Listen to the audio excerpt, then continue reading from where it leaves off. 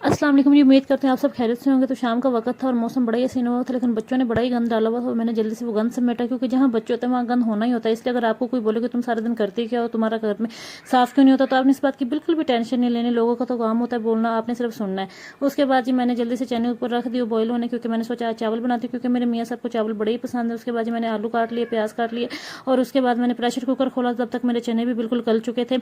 तो जी चने मैंने जल्दी से पानी को प्रेशर कुकर से निकाल दिए, और मैंने सारी जो चीज़ें काटी थी वो एक साइड पर रख दी। उसके बाद मैंने चावल जल्दी से परात में डाले, और परात में डाल के मैंने अच्छी तरह से चावल धो लिए। उसके बाद में मैंने ऑयल डाल दिया। ऑयल डालने के बाद मैंने उसमें प्याज डाल दिया और कुछ चिलीज डाल दी, उसकी बनाई अच्छी तरह से कर ली। उसके बाद ही मैंने उसमें आलू डाल दिए, और साथ ही मैंने चने डाल दिए। अल्लाह का जितना भी शुक्र कर लो उतना कम है, क्योंकि मेरे मियाँ साहब ने मुझे किसी चीज़ की भी कमी नहीं होने दी। अल्लाह उनको उनकी लंबी ज़िंदगी करे, उनका साया हमारे सर पे हमेशा सलामत रखे। तो जी जल्दी से पानी में बॉयल आया, मैंने जल्दी से उसमें चावल डाल दिया और दम पे लगा दिया।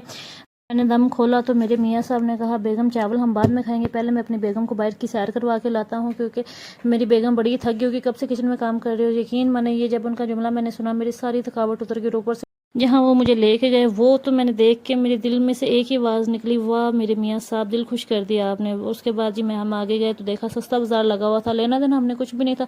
मेरे मियाँ साहब ने कहा चलो यहाँ से भी थोड़ा सा विजिट कर लेते हैं। तो हमने अंदर गए, चीज़ें देखी, बड़ी प्यारी थी। मैंने कपड़े देखे, जूते देखे, लेकिन मेरी बेटी को जूता पूरा नहीं आया, तो हमने वहीं स्किप कर दिया। उसके बाद आगे गए तो आगे सेल लगी हुई थी।